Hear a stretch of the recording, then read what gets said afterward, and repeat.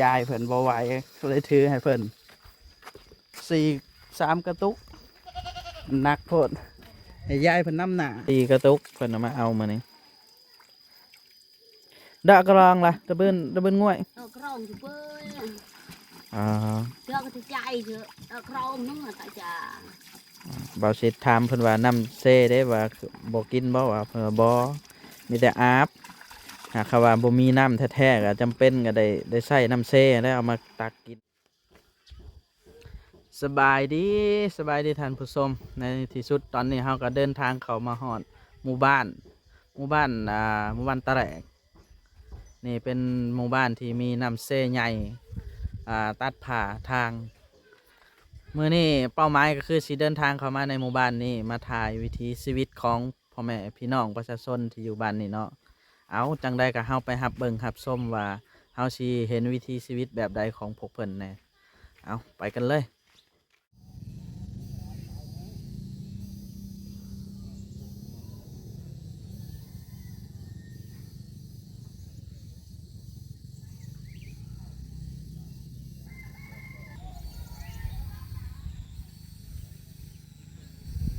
บรรยากาศธรรมชาติของหมู่บ้านชนบท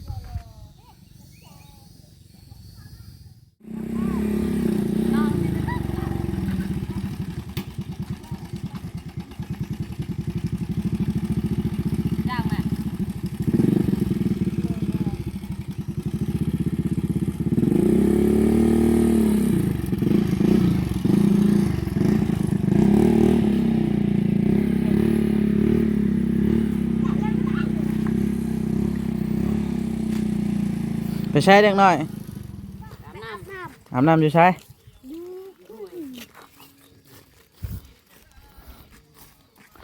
พากันไปอาบน้ำห้วย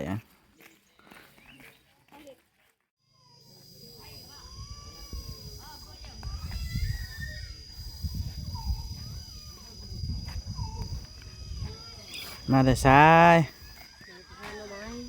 ได้ป่ะได้โอ้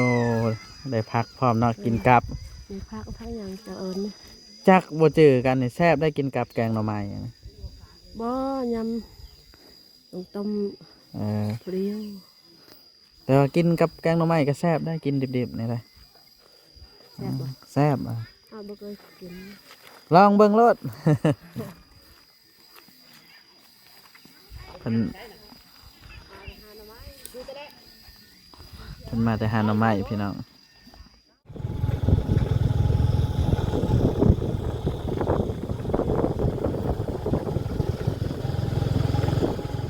เราเอาจากจันเพิ่งกงมากอีกสิท่านผู้ชมถ้าเห็นในกระป๋องมันพวกชาวบ้านมันมาเอาจากจันโอ้จักจันลายเลยนี่ก็เสียงมาเนาะนี่เป็นจากจันได้หลายบ่โอ้พวกนายจะเทิงพวกสิเลือกอะไรเห็นบ่พี่น้องเห็นบ่อ๋อเด้อสูงอะไรเพิ่นขึ้นไปเอาอันได้เศร้าป่ะหรือว่าหาก็มาเอาจันแก้วด้วยเนาะลายพวกเอามาจันแก้วด้วยพวกโอ้มืออาชีพเป็นบ่ข้าวเดียวได้เลยโอ้เอายางติดมาเนาะใส่ยางมักมีแน่เนาะนั่นป่ะแล้วนี่ถ้าคุณเอายางแล้วมันเห็ดยางมักมีบ่ระหว่างเดินทางเข้าไปในหมู่บ้านชนบทนะพี่น้องจับดูครับย่องหน่อยย่องโอ้เสือเนาะไม่เบื่อเนาะโอ้จะจันใหญ่แล้วแถวนี้ได้ร้ายเพิ่นเนาะมากับอ้ายเพิ่นแล้วนี่ตอนนี้เฮาก็เดินทางมาฮอดหมู่บ้านกลางป่าแล้วเนาะเนี่ยนี่เป็นเส้นน้ำสายน้ำเซชื่อว่าเซซบหมูเป็นเส้นน้ำที่ตัดผ่าเส้นทางไปหมู่บ้านพุ่นหมู่บ้านอยู่เบื้องพุ่นเฮาสิมาหาถ่ายวิถีชีวิตของพ่อแม่พี่น้องเพิ่นอ อยู่พังเบื้องนั่นเนาะว่าอยู่ในใดเป็นอยู่ในใดกินอยู่ในใดยามนี้นี่เป็นช่วงหน้าแล้งเนาะพี่น้องแต่ว่าน้ำก็คือสีอยากหลายๆอยู่เอาจังได้เฮาก็สิข้ามไปเบื้องพุ่นเนาะสิเก็บภาพบรรยากาศให้พ่อแม่พี่น้องเบิ่งนํกันไปรับชมนํตอนนี้กำลังเดินความน้ำไปหมู่บ้าน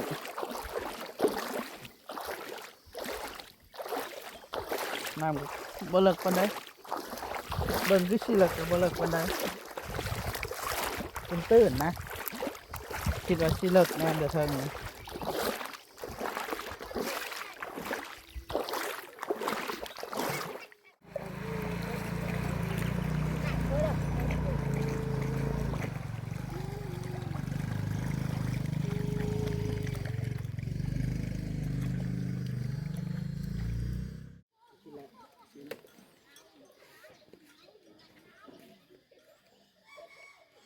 เข้ามาในใจกลางหมู่บ้านแล้วนะ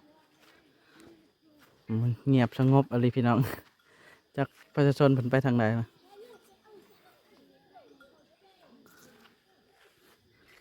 พอได้ยินเสียงแซวๆทางพูนนี่เนาะเฮามาพ่อประชาชนในบ้านนะพี่น้องเพิ่นอยู่ในหมู่บ้านนี่เพิ่นว่าช่วงนี้ยังบ่ได้ซักเขาวให้เด้อเนาะ ยัง ยังถ่าพ้นเนาะ แม่น เพิ่นว่าพ้นยังบ่ตกด้นบ่ยังบ่ตกเท่าใด เลยยังเป็นเดือนแล้วยังทันตก เป็นเดือนแล้วเนาะ เลย จำผีไม่ชักจำแล้วเนาะ จำมาแล้ว บ้านนี้เพิ่นจำแล้วได้พี่น้องจำเรียบร้อยมีแต่ถ่าพ้นลงช่วงถ่าพ้นลงในเฮ็ดหยัง ชักเข้า สักเข้าสักเข้านี่ถ่าพ้นมาก่อน อืม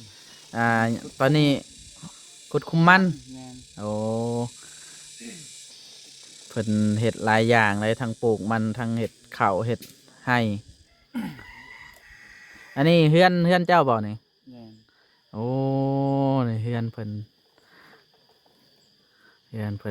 ในหมู่บ้านในชาวบ้านนี่บ่าวจะซื้อนะได้ก็ถามซื้อถามเสียงหน่อยเด้อ เด้อ ซื้อนะได้ ซื้อลี ลี เด้อ อายุจักปีละ 23 ปีเลย 23 ปีสร้างครอบครัวแล้วบ่ ยัง ยัง เด้อ โอ้ยังเป็นบ่าวโสดได้พี่น้องเลยอยู่เฮือนคนเดียวเลยว่าซั่นเนาะ อายุน้ำพอน้ำแม่ อยู่กับพ่อกับแม่หลังนี้อยู่กับไผนี่ซะ สมมุติเฮาอยู่ในเฮือนเฮานอน เฮือนนอนเนาะ เด้อ เออไปพาขึ้นเบิ่งเฮือนหน่อยดูไปเจอชาวบ้านเพิ่นแล้วหนุ่มโสดเด้อพี่น้องโอ้เฮือนเพิ่นอยู่กับหมู่เพิ่นว่าเด้บันไดได้ทางขึ้นเอาขึ้นไปเบิ่งเยี่ยมยามเฮือนเพิ่นเฮือนชานบ้านซองเพิ่นพี่น้องนอนจักคน ในเฮือนนี่ 4 คน 4 คนผู้ใดสำบายลมสาวบ่เอาลมผู้สาวบ่อยู่นี่ บ่ นี่เด้อันนี้เป็นหมองไว้ข้าวบ่นี่ หมดแล้วครับ ข้าวหมดแล้วเนาะปีหนึ่งนี่ได้หลายบ่ได้จักสอบ ประมาณกินได้50-60 ชอบมันบ่พอกินอยู่แล้ว บ่พอเนาะอันนี้ไว้ซักบ่ตัวนี้ไว้บัด เอาไว้กิน ไว้กินเนาะ เด้อ ข้าวซักต่างหากเนาะ ต่างหาก ซักข้าวให้ได้ยามนี้เพิ่นเฮ็ดให้ได้พี่น้องเอ้ยหากเพิ่นยังถ่าผลบ่ลงเป็นเดือนแหละเพิ่นว่าเอาขอบใจอะไรเบาลีนี่เพิ่นพาขึ้นมาเบิ่งเฮือนชานบ้านซองเพิ่นเฮือนหนุ่มโสดกันแน่นี่แล้วเนาะพี่น้อง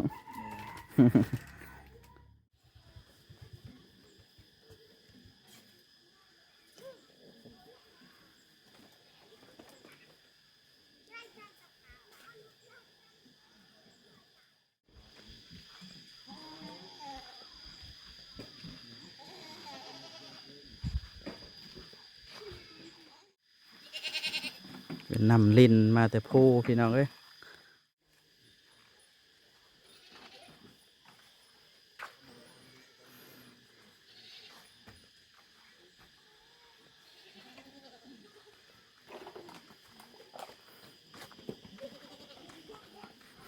นี่ก็เป็นบรรยากาศในชนบทชาวบ้าน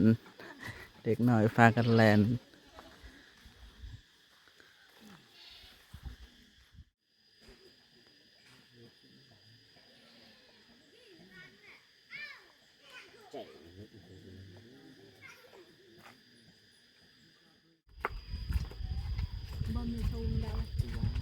รับว่าเวียดที่ทั้งเกิดมาเราคนเอาครับครับวัดที่ไหน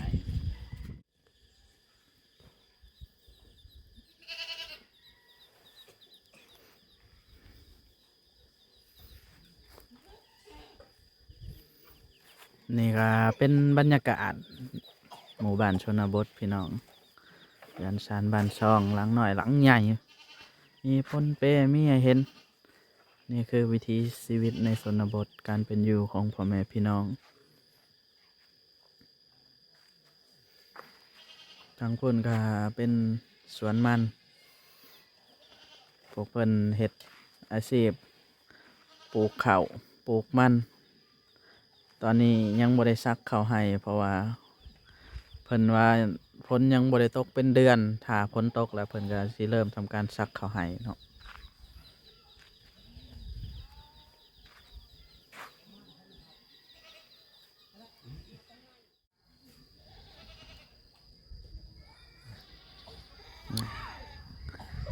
คนส่วนหลายก็เริ่มมาแต่ไห้แล้วเนาะเริ่มกลับมาแต่ไห้แต่สวนละ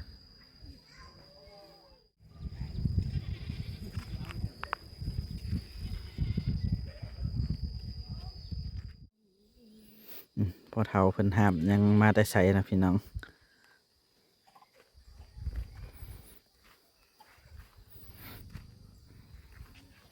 โอ้มาแต่ไสพอเฒ่ามาแต่หน้าบ่มาแต่ไห้บ่โอ้ได้มากล้วยมานำเนาะ กล้วย2 หวีพี่น้องเพิ่นมาแต่ไห้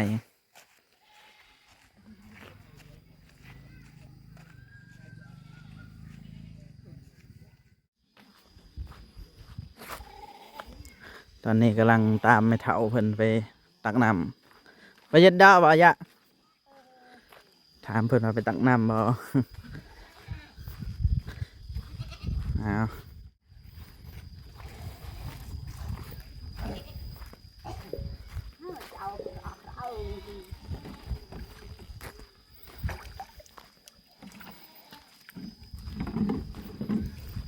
นี่เป็นน้ำลิ้นเลยพี่น้องเอ้ยน้ำลิ้นมาแต่ผู้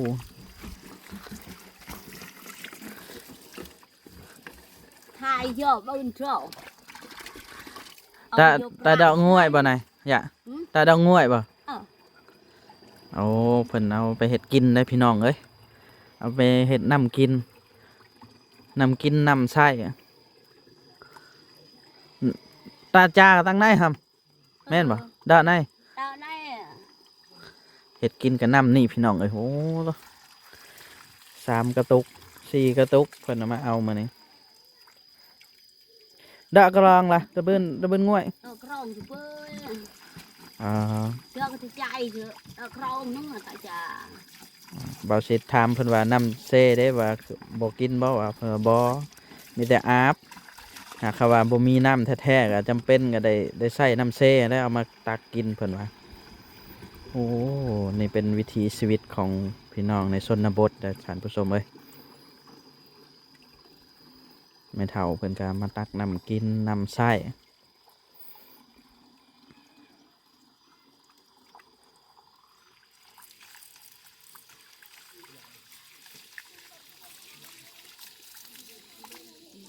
việc nó trôi thế đơn này cháu ơi เรียบบ่ chứ nó cái đàn thì ดึงสะเอยเลย ui ơi đau mà mẹ cháu bừa rồi thấy ăn rồi แม่เฒ่า phải tôn ăn ăn dâu thì แม่เฒ่าเพิ่นว่าจักสิถือแพ้หรือบ่วะว่าสิกระทามว่าแพ้อยู่เพิ่นว่าบ่จักแล้วว่าลองเบิ่งเพิ่นว่า như là thai viên tân an hả bữa ตะดังแต่อย่า kìa còn của viên tân an cái ở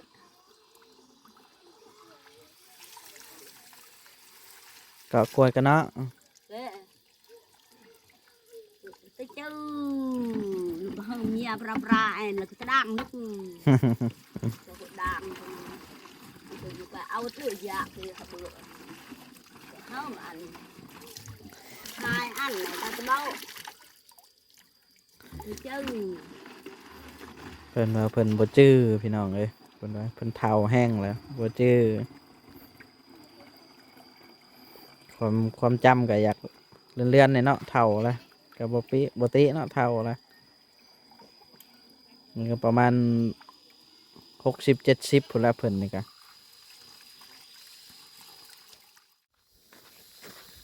ยายเพิ่นบ่ไหวก็เลยถือให้เพิ่น3กระตุกหนักโพดให้ยายเพิ่นนำหน้าบ่าวซิดอาสาซอยมื้อนี้ไปตามเพิ่นไปหอดเทือนเพิ่นเลย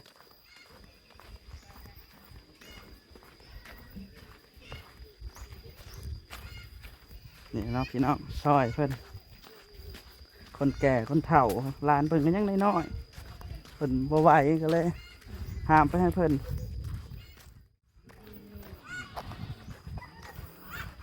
ยายเพิ่นนำไปเฮือนเพิ่นพุ่นแหละ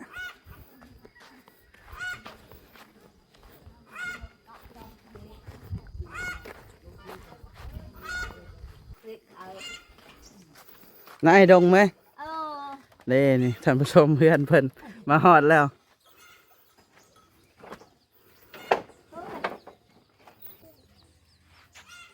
ฮอดเพื่อนยายเพิ่นแล้วเอาเสียวขึ้นบัดนี้สิไหวบ่ลองเบิ่ง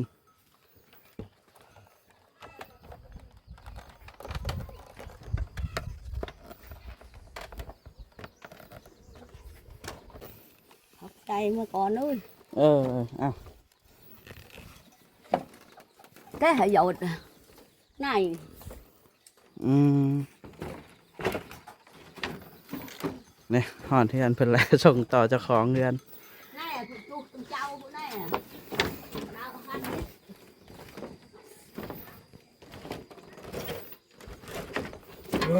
อ้าวสบายดีพ่อเฒ่า เจ้า เห็นยัง มาเลย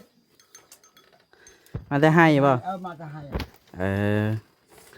อยู่กันสองตายายเนาะ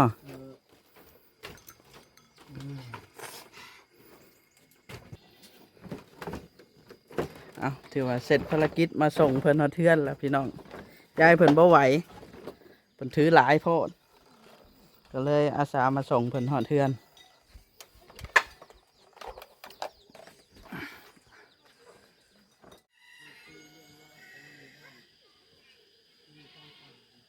โอเคเนาะท่านผู้ชมนี่ก็เป็นบรรยากาศที่เราเข้ามาในหมู่บ้านกลางป่าพาท่านผู้ชมมาเบิ่งวิถีชีวิตการเป็นอยู่การหาอยู่หากินเพิ่นเป็นจังใดเราก็ได้นำเสนอให้ท่านผู้ชมได้เห็นนำกันเรียบร้อยผิดถูกจังใดก็ขออภัยไว้ณที่นี้จังใดก็ไว้พบกันใหม่ในอีพีต่อไปตอนนี้เราไปต่ออีพีหน้าก่อนเนาะเอาจังใดก็ขอขอบใจพ่อแม่พี่น้องที่รับชมเอาสบายดีเอาเห็ดกินเห็ดอยู่กับตัวนี้แล้วเนาะอาบกับมองนี่ป่ะนำอาบตัวพุ่นเนาะแบบเนื่องเชื่อจื้อบืน chơi này บ ngon đấy บ่าวสิถามเพิ่นว่ายังอีกจักเทื่อสิจึงได้นี่จึงแล้วเพิ่นว่ายังอีกเทื่อสุดท้ายเทื่อนี่แล้วก็ได้เป็นข้าวสารเลย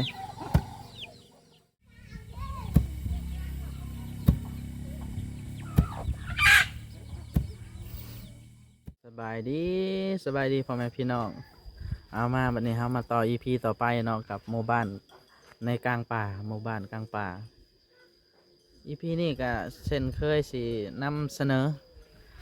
นอวิถีชีวิตและก็เฮือนซันบ้านช่องของพ่อแม่ประชาชนจังได้ก็รับชมเบิ่งนำเบาซิดไปนำกันเลย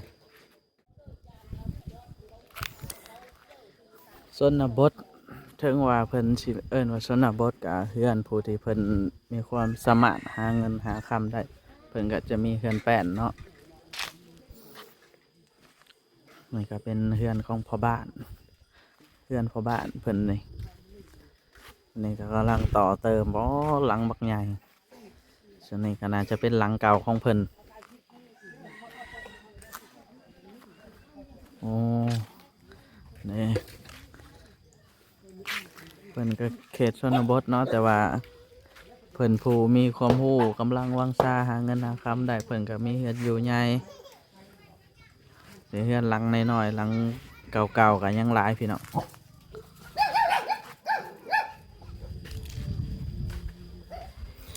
โอ้เฮือนหลังนี้ถึงจะน้อยแต่ก็อบอุ่นแล้วก็งามเนาะพี่น้องเฮือนในชนบท เออวันนี้เนาะ สบายดี ครับสบายดี เห็นยังอยู่เนาะ นี่คลายเขานี่ เป่าข้าววะนี่ แมน โอ้ เขาหน้าแซงดอก ข้าวหน้าหรือข้าวไห่ หน้าแซง โอ้ข้าวหน้าข้าวหน้า แมน เดี๋ยวจักสอบไปนี่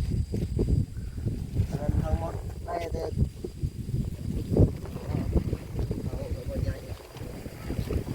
10 กระสอบเนาะ 10กระสอบนี่ยังว่าเป้าบ่ใหญ่ อันนั้นเป่าว่ามา ตัวนั้นเป้าน้อยเนาะ อืม ตัวนี้เป้าใหญ่ โมแม่นเป่าตัวนี้เป่าตัวนั้น เอาหน้าแซง ผู้เดียวถือยังบ่แพ้เลยนี่ ใหญ่เนาะนี่ตากเนาะหากะเกี่ยวบ่จักมือเลยเกี่ยวนี่ สองมือ แล้วเมื่อแล้ว อืม ข้าวหน้าแซงมาได้นี่เนาะตาเลยอ๋อพ้นบริตกบ่แถวนี่ บ่ประมาณได้ละ10 มือ คนมันต้องเนาะ นั่นแหละเพิ่นจึงเก็บเกี่ยวเนาะพาเก็บเกี่ยว ไปก็คือสีใกล้ละเบิ่งมื้อนี้คือมืดฝนเนาะ แม่น คือสิบ่ทบ ยังเชื่อมื้อนี้และคนตก ยันแมนอยู่ผ้าดังคึมๆอยู่ข้าวหน้าแซงเนาะพี่น้องเนาะโอ้ทางนี้ก็ตากข้าวกันบ่สบายดีข้าวหน้าแซงเนาะได้หลายบ่ปีนี่ ลายังน้องให้เลยนี่ส่งเป้า เออ อายครับ อายเพิ่นเอาให้ อาย ตากแห้งเลยวะ ยังทันแห้ง อ้าวเฮ็ดได้ผลกระสิตกบัดนี้เอ้า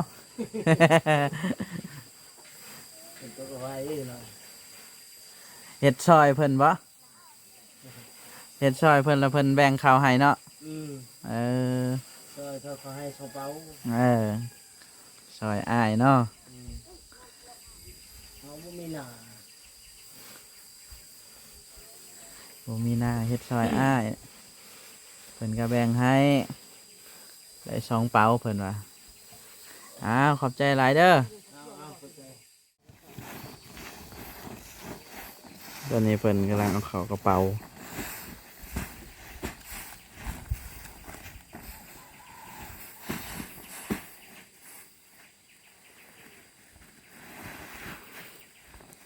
ฮุบใส่เป้าเขียวเราไปถอกใส่เป้าขาวบ่ แม่น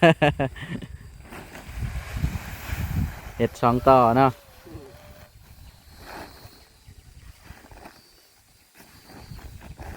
ช่วงนี้ก็เป็นฤดูการเก็บเกี่ยวเขานาแซงเลยพี่น้อง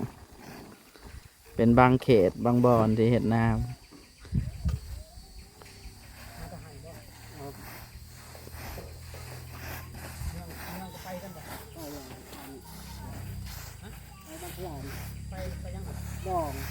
ดองไม่ได้ ำแล้วเพิ่นกำลังตำเขา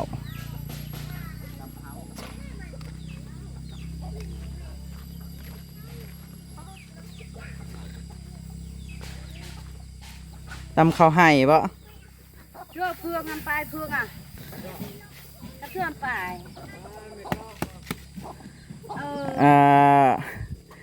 ดอยสไลด์ปะ ตอนนี้อ่ะ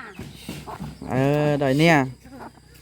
เบาสิทามเราว่าตำเขาหยังว่าเขาให้บ่หรือว่าเขานาเราว่าตำเขานาเขานาแซงโอ้ไก่กับพ่อไก่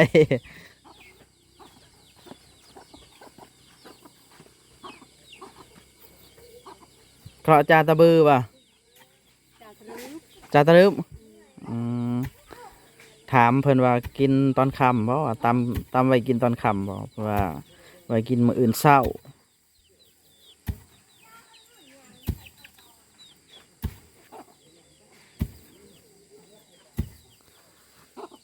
โอ้เขาเต็มคกเลยพี่น้องเขานาแซงเขตนี้เพิ่นเฮ็ดนาเพิ่นมีบ่อนเฮ็ดนาบางบ่อนก็มีแต่เฮ็ดไห้แต่ช่วงนี้มีแต่กำลังสีซักเข้าไห้แล้วถ้ามองได้จำผีมาให้ซักแล้ว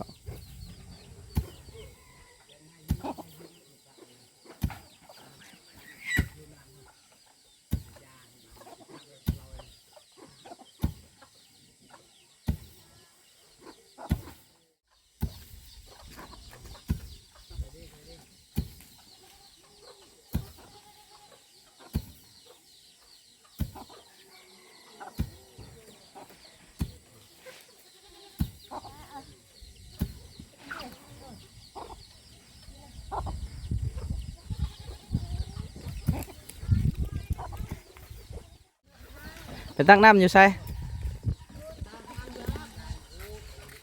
เบิ่งตามเพิ่นไปตักน้ำพุ่น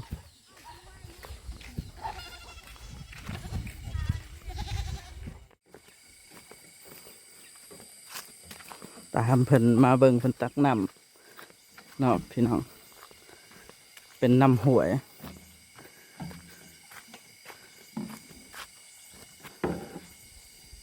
มดบ้านมาเอาอยู่หมองนี้แล้วเนาะ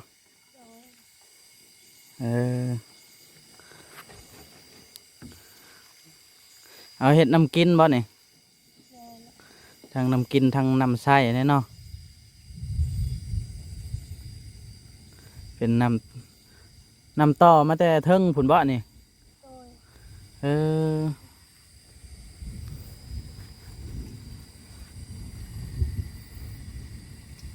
น้ำเป็นน้ำลิ้นเนาะ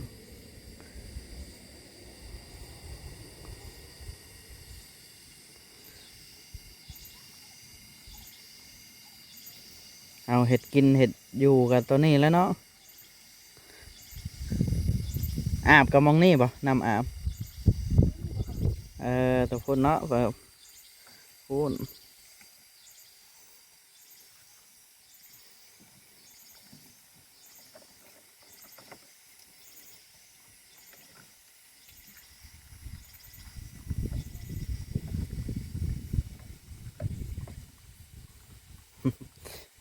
มันใส่เพิ่นกับกระตุกน้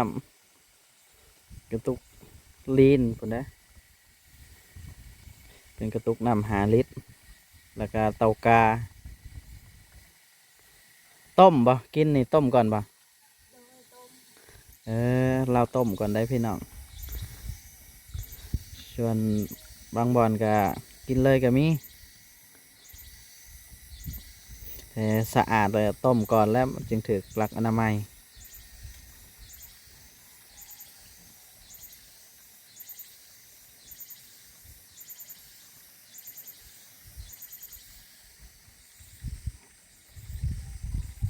ขอบใจหลายเด้อไปก่อนบัดนี้อ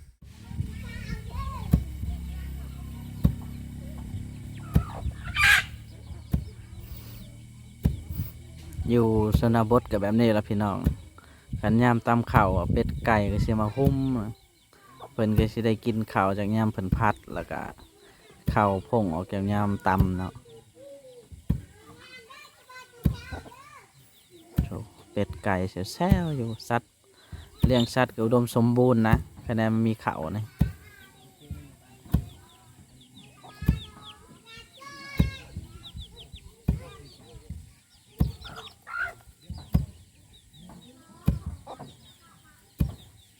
เพื่อสิตำแล้วนี่ก็ดนเติบเลยพี่น้องระดับชั่วโมงผลได้1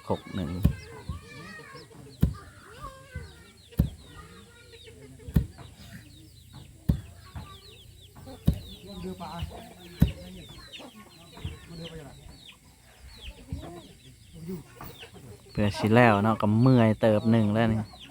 เพื่อสิได้1มันแห้งไปหลายเติบ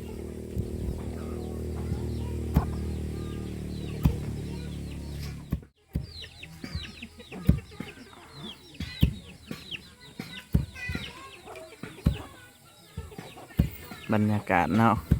ตักน้ำหามน้ำเพิ่นมีให้เห็นเมื่อเขตนี่ยังไปตักน้ำหางน้ำอยู่แต่หวยพวก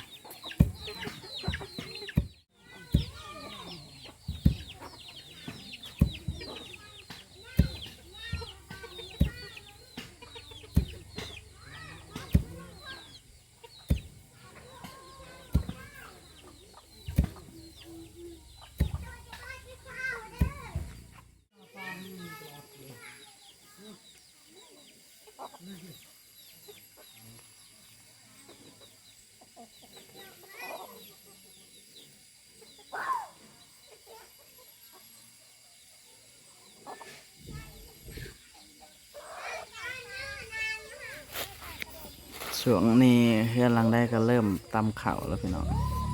เลยทางนั้นก็เริ่มออกมาตำเข่าวแล้วเป็ดไก่หุ่มแซ่วๆอยู่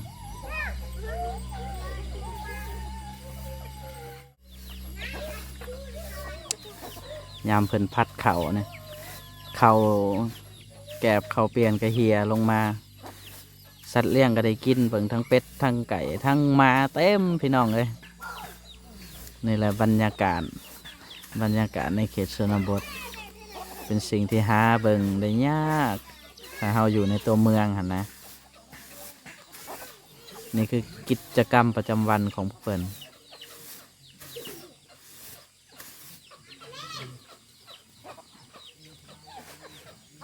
นี่เริ่มสิได้แล้วนี่ก็ตามอีก2-3 หอบก็คือสิได้เป็นข้าวสารแล้ว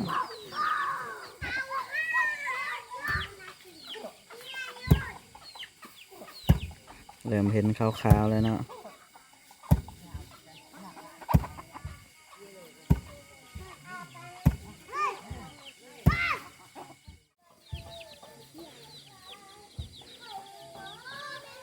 เริ่มได้แล้วพี่น้อง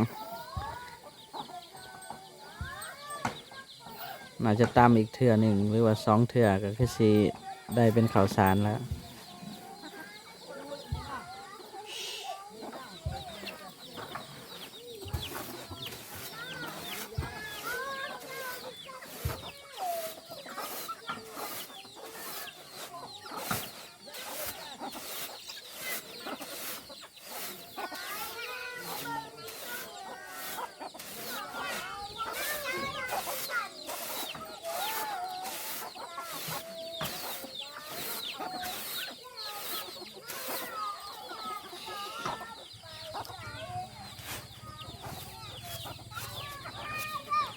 นะเพิ่งสิตำอีกแล้วแบบนี้เสียจื้อบืนนะเนื่องเสียจื้อบืน เจอใน งอมเลย บ่าวสิถามเพิ่นว่ายังอีกจักเทื่อสิจึงได้อันนี้จึงแล้วเพิ่นว่ายังอีกเทื่อสุดท้ายเทื่อนี้แล้วก็ได้เป็นข้าวสารเลย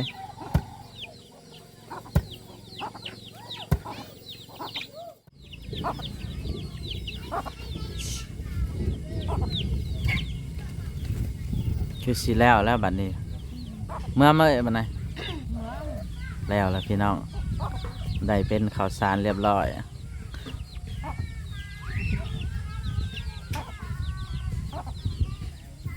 จากเต็มครกเหลือได้ประมาณครึ่งหนึ่งของครกประมาณนั้น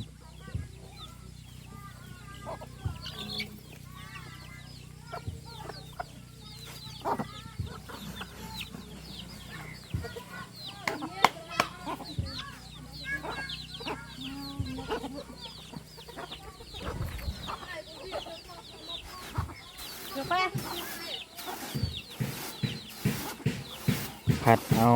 ขี้แกบออกแล้วก็ถือเป็นการเสร็จเรียบร้อยพี่น้อง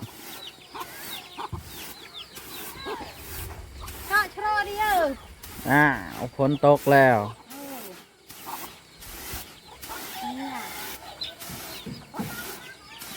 เป็นว่าเมียคือฝนมาแล้ว